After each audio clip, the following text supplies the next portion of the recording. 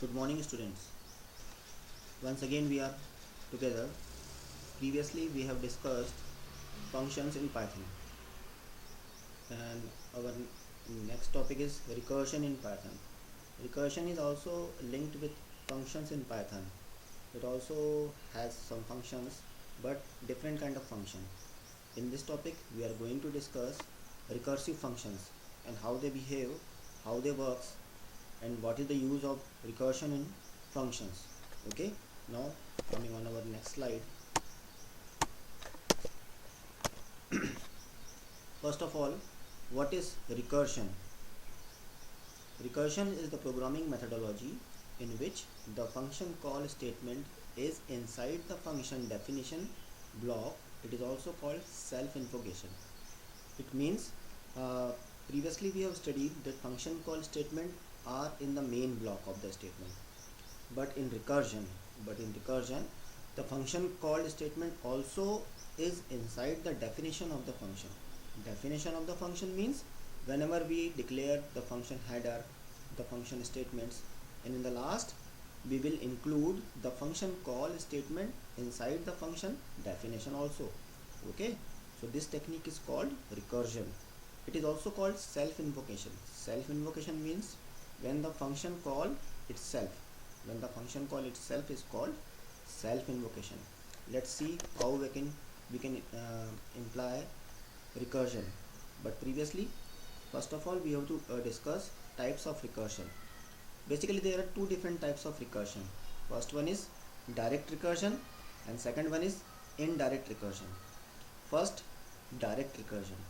Direct recursion means when a function call statement is inside itself function body. It means the function call itself inside in its block. Let's see the example here.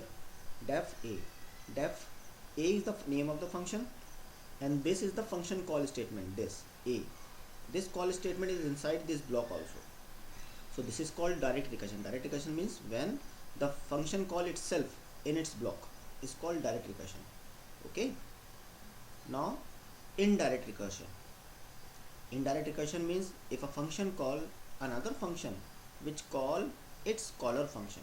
It means the function does not call directly itself. Okay, it call another function and the other function will call its base function. Look at here. First, there are two functions defined here, function A and function B. In function A, function B is called. Here it is. Function B is called here in function A. Okay, this is the calling statement B. Now, when we declare function B, this is function B header. When we declare function B in its block, we call function A. So actually, function A call function B and function B call function A. So this is the example of indirect recursion. These are the basic two types of recursion which are there. Okay. While designing a recursive program, some precautions we have to take. Okay, otherwise our program will not work properly and it will run infinitely. It will give some unwanted results. Let's take an example here. Here I am taking an example.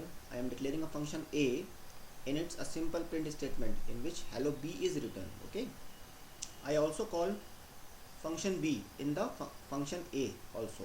Okay, in the function A definition I also call function B, and the definition function B is written below. Print in function B also I have simply written print yes A, and in the function B I have called function A. So this is an example of indirect recursion. This is an example of indirect recursion. I will also run this program. Okay, now when in the main part I call the base function. Base function means A. A is the base function which calls B and B calls A. A is base function over here. When I call A, then there will be a error message. I write the comment over here. This program will run infinitely. So how this program will run infinitely? Look at over here. Look at over here.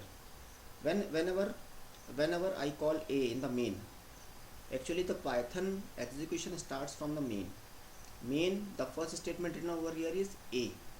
A means there is a function call of A. Whenever this statement encountered, the function call goes to the function definition. In function definition, print hello is encountered. Okay, print hello, it will be output on the screen. Then next statement is function call of b. When b function call encountered, the Python will take us to their function definition. Here it is. Then in the b, print yes a. Then yes a is also printed, and then again function call a. This function call encountered, then Python again take us to the function definition, and this process will be continuously repeated infinitely. So that's why this program will run infinitely over here. I will run this program. Okay,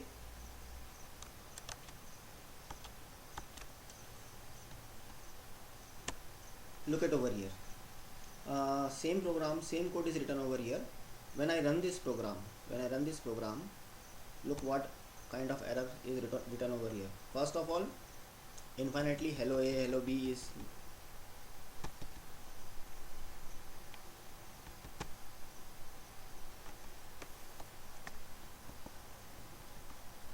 it is not visible, but it will print infinitely many times hello a, hello b, and in the last it will give an error. What kind of error? This recursion error.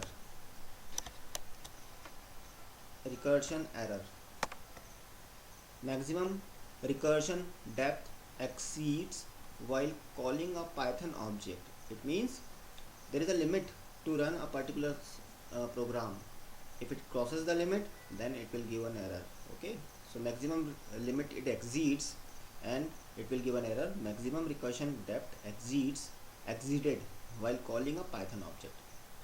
Okay, so this is an example of inappropriate recursion. Okay, so avoid using this type of recursion. Okay, otherwise your program will not behave properly. It will give some unwanted, unexpected output.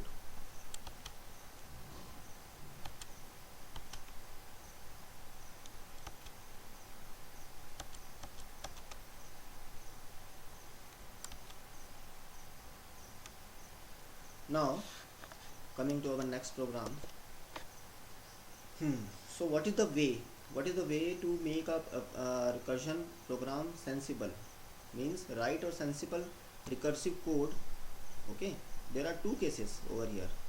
We have to keep in mind these 2 points very carefully. First one is base case. What is a base case?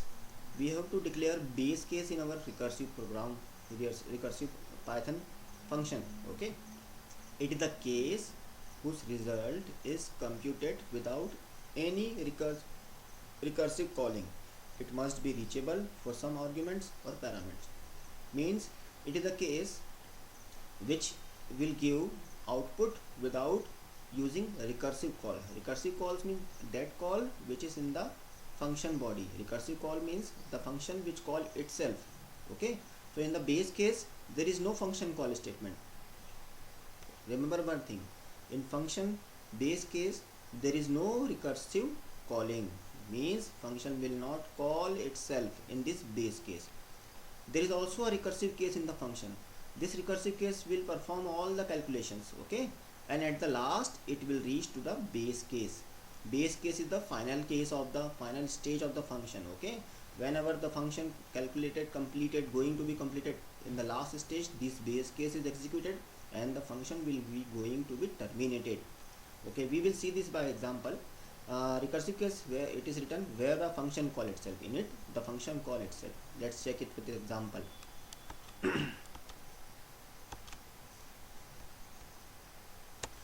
Okay, here I am defining a function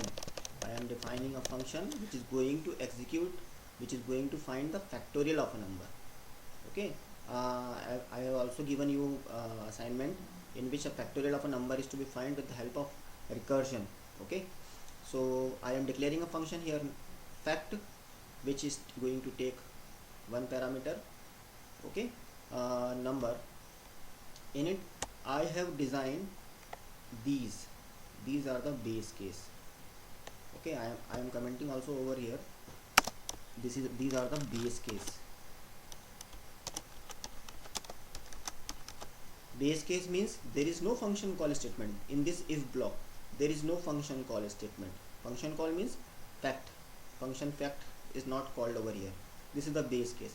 Whenever you are going to find the factorial of a number, there are two cases. Whenever the number is 0, its factorial is 1. Whenever the number is 1, its factorial is 1. Means factorial of 0 is 1, factorial of 1 is 1. So I have written this with the help of some condition. If number equals to 0, and I have taken OR condition, and OR number is equals to 1, it means number will be either 0 or 1. Its output will be 1. This is the base case in which there is no function call, and at the last this base case will be going to execute. Now if there is also else block, in else block I have written the recursive function call.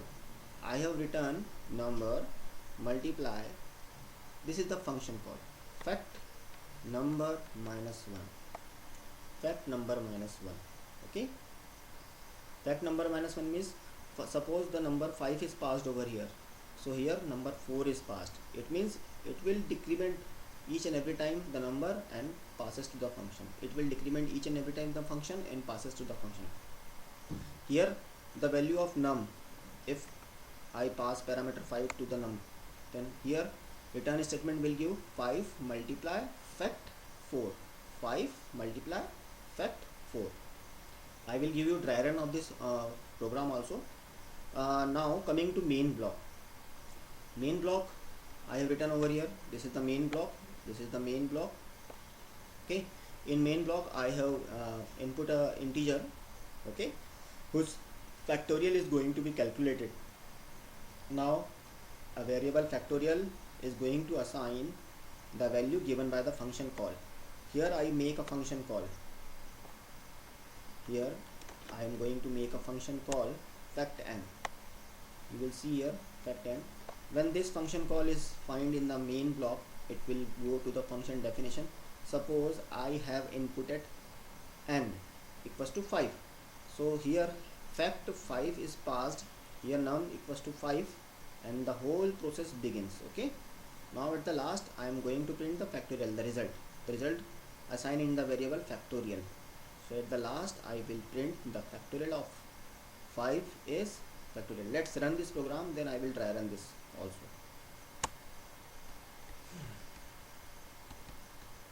Enter any number 5. Okay, here it is given the factorial of 5 is 120. Okay, so I will try run this also. Let's check it.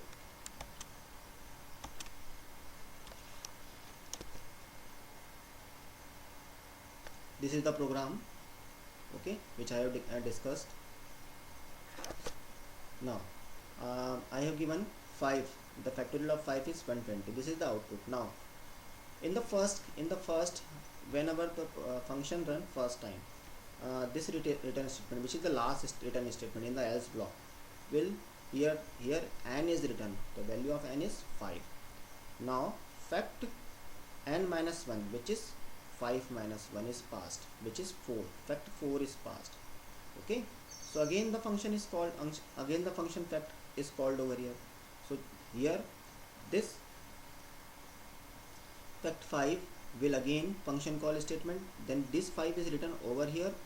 Okay, this function will also return fact 4 in the else block, and multiply fact n minus 1 again in the else block. It will goes.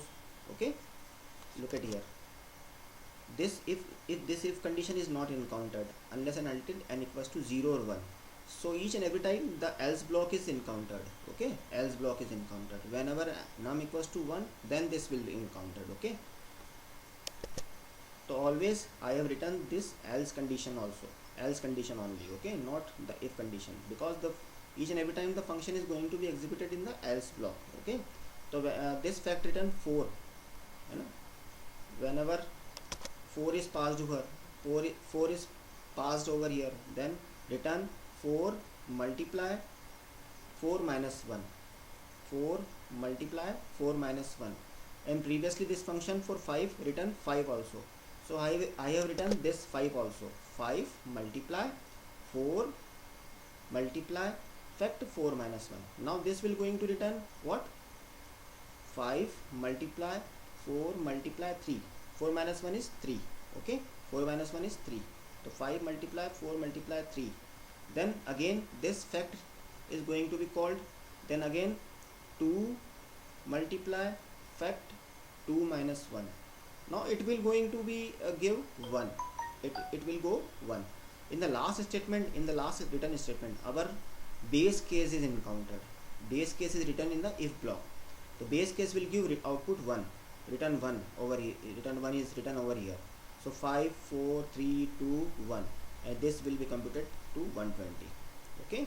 You will check it. You will try and also at your own. Okay. See this and you will check it out. Now coming to our next topic, which is very important. Okay. For your examination point of view. Okay. The factorial with the help of recursion is also important topic with the examination point of view. Recursion is an important topic. Okay. Now our next new topic is binary search algorithm. Binary search algorithm is you have to find it out with the help of recursion. But before recursion, I will make it simple program. Then you will have to make a recursive program also. What is it? It is a searching technique to search a particular item in a list which is already sorted either in ascending order or descending order. First of all, this binary searching algorithm is used to find an item in a list. Suppose your list contains 10 items, and out of 10 items you have to find the position of any item. Okay, I will explain it you with the help of example. Okay, so there are prerequisites of binary search. The given array means list. The given array or sequence may be sorted. Sorted means it will be either in ascending order or descending order. Its sort, order and size must be known. You will have to find out the size of the list also, otherwise you will not able to apply this algorithm. Let's see it with the help of example. First of all, I will give you example. Okay, suppose this is a list. This is a list in which all the elements are arranged in sorted way in ascending order. Look at over here, 5, 7, 9, 13, 32, all these are arranged in sorted manner. Okay, now you have to find the position of the item 33. Okay, you have to find the position of the item 33.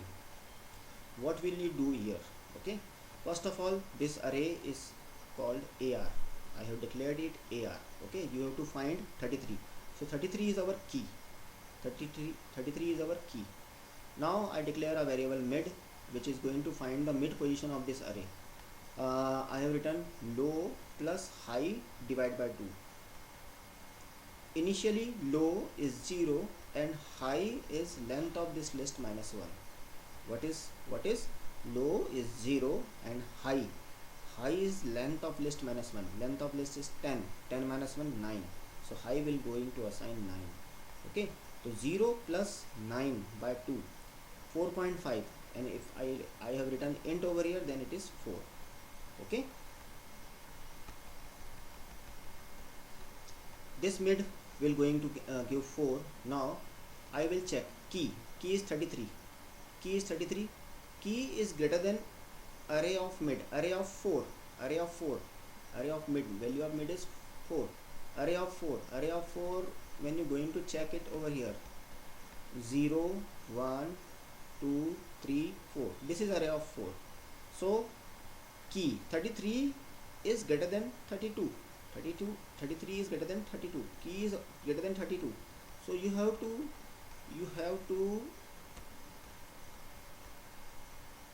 change your array. You have to change your array, because before 33 these elements are not your key elements. Your key item is not found here, because your key is greater than these array. Okay, so you have to skip this part of array. You have to skip this part of array, and you have to take low. Initially low is over here, and you have to take low to here, because this array is not of your task. Okay, so now I have cut down the array. How I will cut down the array? Low is equals to mid plus 1. Low is equals to mid plus 1. Mid is 4. 4 plus 1, 5. Then low is 5. Here it is low. Now our array is short. Okay, previous array I have cut down. This low and high is again at that position. Now again I will check. I will again calculate mid. Mid equals to low plus high divided by 2. 5 plus 9, 14. 14 by 2, 7. The mid is 7. This position 7. 54. Again I will compare it with the key. Always compare mid with the key. Key is 33. 33 is less than array of 7. Array of 7 is 54. So 33 is less than array of 7. Then this low is will not be changed. This high will be changed because key is less than it. So I will change high till here. High equals to mid minus 1. Mid equals to 7. 7 minus 1. Oh sorry. High equals to mid minus 1. 7. 7 minus 1. 6. So high equals to 6. Now our array will be going to something like this. This is low and this is high. I will again cut it down. Again cut it down. Okay. Now there are two elements in an array. This is low, this is mid. Mid equals to 5. This is 5. 5 plus 6 by 2 equals to 11 by 2. 11 by 2 equals to 5.5, which is nearly equal to 5 when I include int over here. 33 equals to array of mid, which is 5. 33 is equals to array of 5. Now the condition is satisfied over here. So I actually find out the mid, the location of our item, which is equals to mid. Okay, I will return this mid in our output whenever this condition is satisfied. What is the condition? Key is equals to mid. Okay, so 33 is equals to 33. It is found at index 5. Go through this algorithm. Okay, more than one. Okay, 1 time, 2 time, 3 time. Okay, it will not be understand to you in a single run. So go through this. Okay, it will be very helpful for you. Now I will run this program with the help of function, and then I will check it out. Okay, now let's take the function.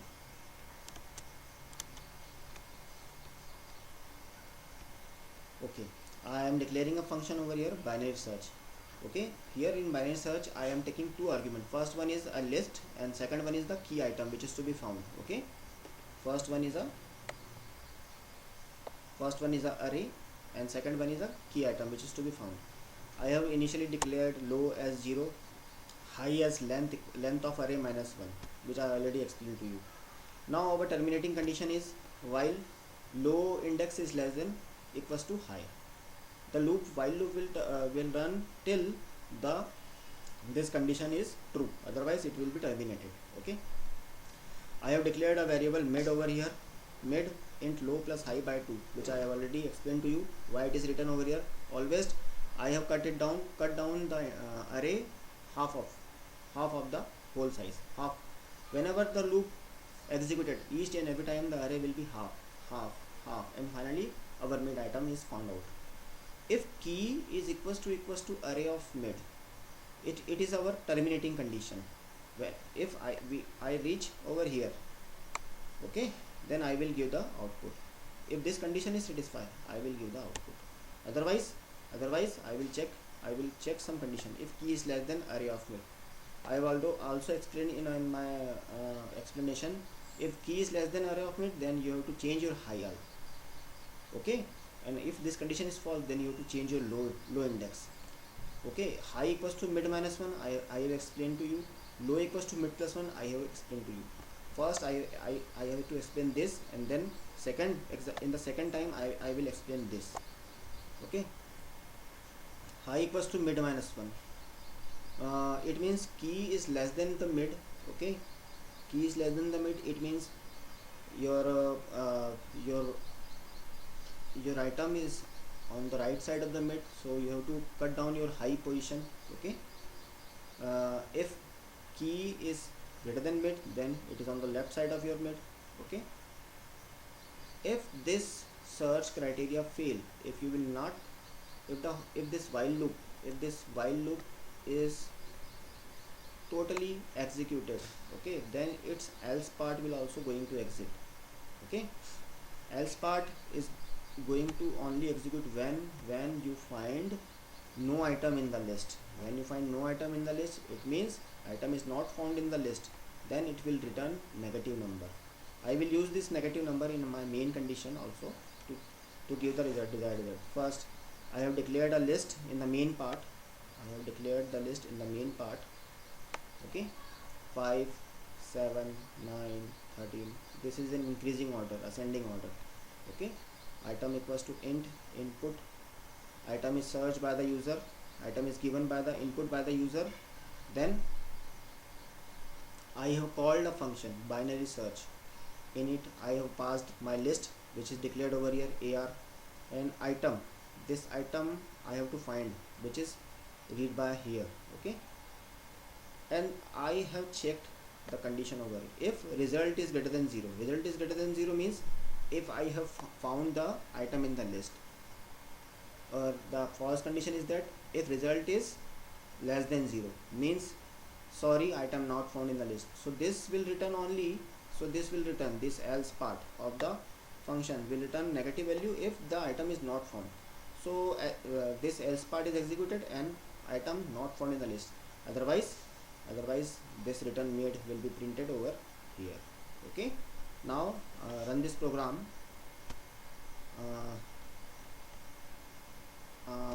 Suppose I have run return enter search item 33 found at index 5.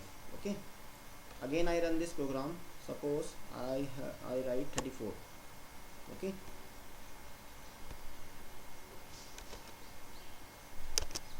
sorry, 34 not found in the list. So this will going to print this else part also and this return mid also.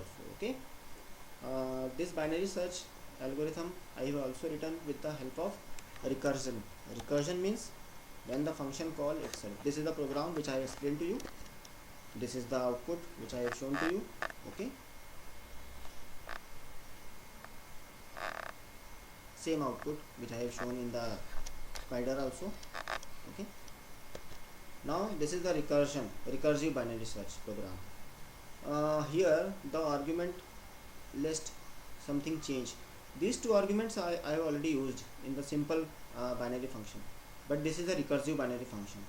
So here I have to include low and high also, because initialization is not possible in the recursion. Okay, I have not initialized over here low and high in the beginning, because in the recursion the whole function is going to start again and again from the beginning. So this initialization I have to include in my parameter list. Low actually is 0 and high is actually length of array -1, which I have assigned in the main block also. Okay, here also when I call the function, look at here. Okay, 0 length of array -1. Now condition, first condition, if low is greater than high, return -1. First condition, this is terminating condition. If low is greater than high, return -1. Then mid equals to same which I have written in the previous program. Mid equals to int low plus high by 2. If key equals to array of mid, this is also a terminating condition. These two are the base cases. This if and this if, these are the base cases. Okay, so these are the terminating condition. If key is equals to array of mid, return mid. Okay, if this condition match, you have to skip out of the function. Else if, same condition which I have written in the previously, key is less than array of mid. Key is less than array of mid. If key is less than array of mid, then high, you have to change your high also. Okay, high equals to mid -1. Okay, it means your key element is on the left side of the array. return. Then this is the recursive call, return binary search array key low high. This time high is updated over here, so I have passed high, changed high over here. Low is a previous low, the value of low over here. Otherwise low equals to mid plus 1, the same condition, return binary search array key low high. This recursion will continuously works. Okay, I have given an example. Let's take this with the help of example. Recursive binary search. Okay, this program, whenever you run this program, you will see that over here, enter search item, enter search item. Suppose our list contain 45, I will write 56 over here. It will give 56 found at index 4. Okay, here in the main block, item is the same, which is going to be input by the user. This is the result, this is the result in which a function call is there, in which function call array is passed, item is passed, low 0 is low, value of low is 0, and high is length of array minus 1 is passed.